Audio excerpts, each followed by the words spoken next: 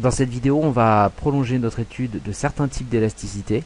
Et dans cette vidéo, on va voir en particulier l'élasticité prix de la demande. Alors, si cette vidéo fait suite à la vidéo sur l'élasticité revenu de la demande, si vous n'avez pas vu la vidéo sur l'élasticité revenu, je vous conseille de la regarder avant de commencer celle-ci, parce que on va devoir faire appel à ce qu'on a vu aussi sur l'effet de revenu. Alors, je vous ai mis. Alors, c'est pas facile de trouver sur internet des exemples concrets d'élasticité prix de la demande. J'ai trouvé ça dans un manuel, celui de Robert Frank, que j'aime beaucoup. Alors voilà, vous avez donc différentes valeurs de l'élasticité prix de la demande en fonction de certains types de biens. Donc, petit poids, moins 2,8. Prenons les petits poids. Et donc, le petit poids, c'est moins 2,8. Et donc, la phrase magique, on pourrait dire. La phrase, c'est donc quand le prix des petits pois augmente de 1%, les quantités demandées de petits pois, toujours le même, hein, de petits pois, diminuent, parce qu'il y a un moins, de 2,8, donc on met la valeur, %. Voilà ce que veut dire l'élasticité prix de la demande. Alors de quoi dépend ce chiffre-là, ce 2,8 de l'élasticité prix de la demande? De quoi dépend la demande d'un bien? Quand le prix du bien augmente, les quantités demandées diminuent. Pourquoi? Parce qu'il y a deux effets. Et je vous encourage à voir la vidéo que je vais mettre en ligne, ou que j'ai déjà mise en ligne, sur les effets de substitution et les effets de revenu. Alors, il y a un effet de substitution et il y a un effet de revenu. Et ces deux effets jouent pour expliquer pourquoi, quand le prix d'un bien augmente, en général, les quantités demandées de ce bien diminuent. Et c'est ce qui nous explique qu'une fonction de demande, P, là on va voir les quantités, une fonction de demande, elle est bien décroissante du prix. Quand le prix augmente, les quantités demandées diminuent. Alors, il faut simplement revenir un peu à l'exploration des effets de substitution et des effets de revenu. Quand le prix d'un bien augmente, l'individu se dit que il pourrait substituer un autre bien dont le prix n'a pas augmenté à ce bien-là. C'est-à-dire, finalement, quand le prix des petits pois augmente, le prix des petits pois par rapport à d'autres aliments qui sont substituables aux petits pois, par exemple, je sais pas moi, le riz ou les haricots verts. Quand le prix des petits pois augmente, ça rend les petits pois plus chers que les haricots verts. Donc si l'individu aime aussi les haricots verts, il va avoir tendance à substituer des haricots verts aux petits pois. Donc quand le prix des petits pois augmente, les quantités consommées, les quantités demandées de petits pois diminuent à cause de la substitution. Donc ça, c'est le premier effet. Le deuxième effet, c'est l'effet de revenu, c'est-à-dire c'est une sorte d'effet de richesse, c'est-à-dire quand le prix des petits pois augmente, toutes choses égales par ailleurs, l'individu est moins riche, parce qu'avec son même revenu, il peut acheter moins de petits pois. Donc c'est comme s'il était moins riche. Et donc étant moins riche, il peut acheter moins de petits pois, et donc a priori, il va acheter moins de petits pois. Donc quand le prix des petits pois augmente de 1%, les quantités demandées de petits pois diminuent. Bon, maintenant, il faut s'intéresser à l'ampleur. Pourquoi c'est moins de 8? Pourquoi c'est pas moins 20 000? Et pourquoi sur certains biens, si vous prenez par exemple le théâtre, si vous prenez le théâtre, pourquoi c'est moins 2? Donc vous voyez que la valeur absolue là est beaucoup plus petite, c'est beaucoup moins sensible le théâtre que les petits pois. Donc de quoi va dépendre l'effet de substitution? Eh bien tout simplement, ça va dépendre de la présence de biens substituables.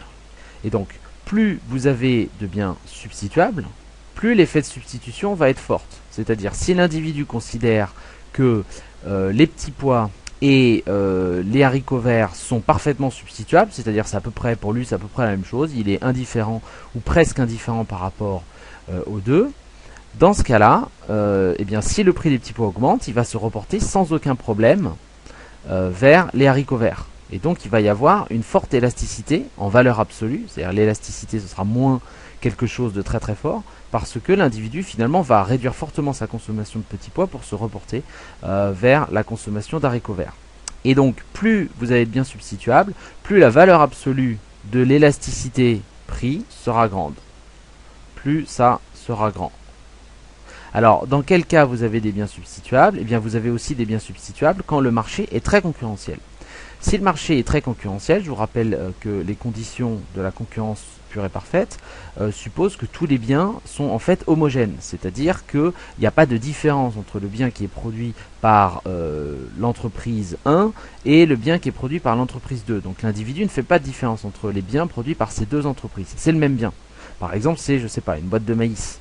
Donc une boîte de maïs, que ce soit le supermarché ou que ce soit d'autres producteurs, l'individu sera indifférent à cela et donc il consommera indifféremment. Donc si vous avez le prix du maïs du supermarché qui augmente, l'individu se reportera immédiatement et intégralement vers d'autres maïs produits par d'autres individus dont le prix n'a pas augmenté.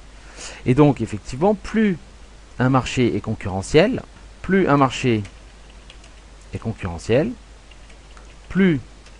la demande qui s'adresse à une entreprise en particulier sera élastique. D'accord? Ce qui veut dire, dans un marché concurrentiel, l'élasticité prix de la demande, la valeur absolue, sera supérieure à 1. Et plus c'est concurrentiel, plus ce sera grand. Donc supérieur à 1, et ça peut même aller jusqu'à l'infini. Quand un marché est très très concurrentiel, ça vous l'avez, on le verra, on le reverra quand on fera le producteur. Vous avez le coût marginal du producteur et la demande donc un producteur et un seul producteur. Le coût marginal, il a cette forme-là en général, et donc la demande, ça c'est prix et ça c'est quantité. La demande qui s'adresse à un producteur, elle est complètement horizontale. Et elle est complètement horizontale parce qu'elle est parfaitement élastique.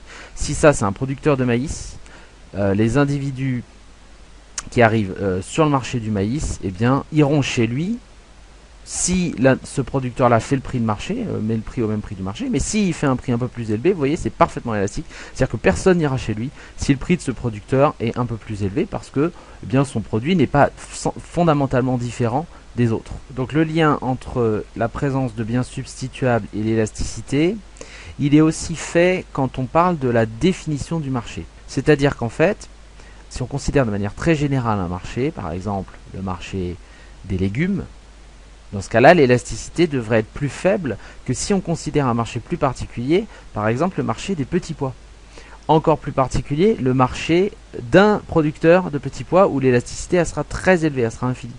Plus vous considérez de manière générale un marché, et moins vous allez trouver de produits substituables. Donc c'est encore lié à la présence de biens substituables. Si on regarde ici les petits pois, donc c'est un marché spécifique, le marché des petits pois. C'est moins de 8, donc la demande est assez élastique. Si on prend un autre marché ici, si vous prenez par exemple les cigarettes, si le prix des cigarettes augmente, on va substituer avec quoi? C'est très compliqué, il n'y a pas grand chose auquel on pourrait substituer, a priori, surtout si l'individu est plutôt addict à la cigarette.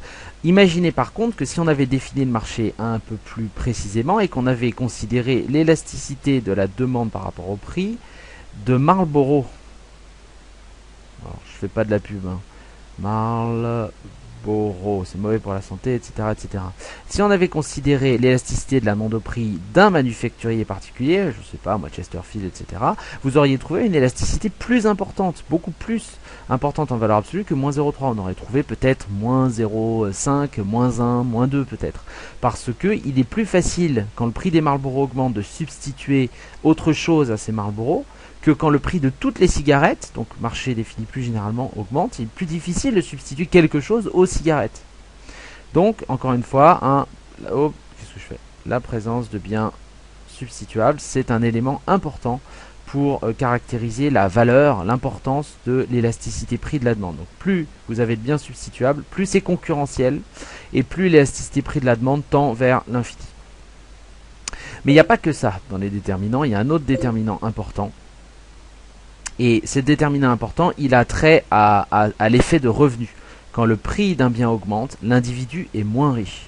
Et comme il est moins riche, par définition, il peut acheter moins de biens. Et donc pour connaître l'impact de l'effet de revenu sur l'élasticité, pour voir le lien entre ça, il faut revenir sur ce qu'on a dit sur l'élasticité revenu de la demande. Quand le prix d'un bien augmente, l'individu est moins riche. Et donc, s'il est moins riche, c'est comme si son revenu avait baissé. Et donc, il faut considérer dans notre réflexion ce qui se passe quand on fait comme si le revenu avait baissé. Et on a vu qu'il y avait trois types de biens. Des biens inférieurs, des biens supérieurs et des biens normaux. Et ces trois types de biens qui étaient caractérisés par l'élasticité revenu de la demande, eh bien, ils rentrent en ligne de compte dans notre réflexion sur la hausse des prix. Donc, dans le cas par exemple du bien inférieur, si je suis moins riche, j'en consomme plus. Donc là, vous voyez que ça va à l'encontre. Donc si je suis moins riche, j'en consomme plus. Donc si le prix du bien augmente, je suis moins riche. Et donc, il va y avoir l'effet de revenu qui va nous dire, l'effet de revenu nous dit que les quantités demandées vont augmenter. L'effet de substitution, quand le prix augmente, les quantités diminuent. D'accord? Ça, on a vu ça tout à l'heure. Donc vous voyez que là, on a une opposition. Là, les quantités augmentent. Là, les quantités diminuent. Donc les deux effets jouent en sens inverse. Ça veut dire donc que pour des biens inférieurs, la valeur absolue de l'élasticité prix de la demande, elle risque d'être faible. Et l'élasticité de la demande au prix hors valeur absolue risque d'être positive, c'est-à-dire vous risquez d'avoir une fonction de demande croissante du prix si l'effet de revenu est tellement fort qu'il dépasse l'effet de substitution. Et c'est en cas de biens Giffen. Alors les biens Giffen, qu'est-ce que c'est? La petite histoire, c'était que vous aviez donc des pommes de terre, des individus qui consommaient beaucoup de pommes de terre, et parce qu'ils étaient très pauvres, et donc leur budget était quasiment intégralement dédié à la consommation de pommes de terre. Un jour, le prix des pommes de terre a augmenté, et donc ils n'avaient plus vraiment beaucoup de ressources pour consommer autre chose, et donc ils ont augmenté leur consommation de pommes de terre. Et ça, c'est vraiment lié à cette idée de bien inférieur. Et quand le prix des pommes de terre a augmenté, vous avez eu un effet revenu qui a dépassé l'effet de substitution. Donc l'effet de revenu a dépassé l'effet de substitution, et donc au total, les quantités demandées ont augmenté quand le prix a augmenté, ce qui est très particulier. Et donc l'élasticité prix de la demande, là, elle serait positive. Donc voilà un exemple de cas où l'effet de substitution et l'effet de revenu vont dans le sens contraire. Et donc on peut en tirer certaines conclusions sur les déterminants de l'élasticité prix. Les déterminants de l'élasticité prix seraient donc, il y a la présence de biens substituables bien sûr, mais si on fait notre réflexion sur l'effet de revenu, un des déterminants c'est la part du bien dans le budget. C'est la part, un des déterminants, je vais le faire en bleu, c'est la part que le bien représente dans le budget. A priori, si votre bien, par exemple la nourriture, représente une part très forte de vos dépenses, la part de la dépense en bien, part de la dépense en ce bien dans le budget. Donc si la dépense en ce bien, elle est très importante dans votre budget total, a priori c'est un bien inférieur parce que vous n'avez pas beaucoup de revenus pour faire le reste, et donc a priori on peut s'attendre à ce que l'effet revenu soit assez fort, peut-être compense l'effet de substitution et une élasticité assez faible. Vous avez le même problème avec les biens normaux. Les biens normaux, donc l'élasticité revenu de la demande, elle est comprise entre 0 et 1. Donc l'effet de revenu va jouer dans le même sens que l'effet de substitution, mais il va être très très faible, donc l'élasticité de la demande au prix sera assez faible. Donc pour récapituler, quelles peuvent être les différentes valeurs? Donc l'élasticité prix de la demande en valeur absolue, elle peut être égale à 0. Dans ce cas-là, on a une demande inélastique. L'élasticité prix de la demande en valeur absolue peut être supérieure à 1. Et si elle est supérieure à 1, la demande est dite élastique. Je vous rappelle que l'élasticité, en règle générale, elle est négative. Donc ça veut dire que l'élasticité prix de la demande, elle est égale à moins un nombre. Et le nombre, ce nombre-là, il est compris entre 1 et l'infini. Donc là, on a une demande relativement assez élastique, et là parfaitement élastique. Si au contraire on peut avoir l'élasticité prix de la demande qui est positive. Si elle est positive, alors là, on n'est plus en valeur absolue, on est au total. Ça veut dire que les quantités demandées augmentent quand le prix augmente. Ça, c'est très particulier. C'est ce qu'on appelle un bien Giffen.